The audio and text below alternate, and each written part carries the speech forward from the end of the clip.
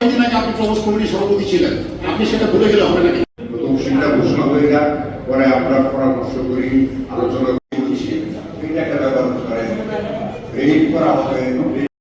Sir সার্বিক ব্যাপারে আসলে আপনারা দেখি আগে তফসিলটা ঘোষণা হয়ে যায় 11 সেপ্টেম্বর তারিখটাকে ইনফেসিস দিতে হবে। রিটার্নিং অফিসার হিসাবে আমাদের জানানো উচিত যে কেন্দ্রীয় নির্বাচন কমিশনকে। অনেক ধন্যবাদ আপনাকে।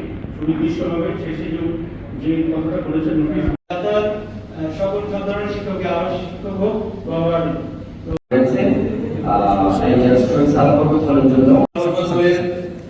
প্রাধ্যক্ষ মোহাম্মদ আব্দুল হালিম ঘোষণা করছে যে শহীদ সালাম সেই 19 তারিখেই করবে, কোনো সকাল 9টায় সংগ্রহ করবে, বিকালে 5 মিনিট 4টায় যাবে। তাহলে শুধু এক দিন থেকে তো হয়েছিল, আপনাদের সংগ্রহ দিতেন মামলা যারা বলছেন আপনি চিন্তা করে দেখেন চোখ দিকে না, তাই না?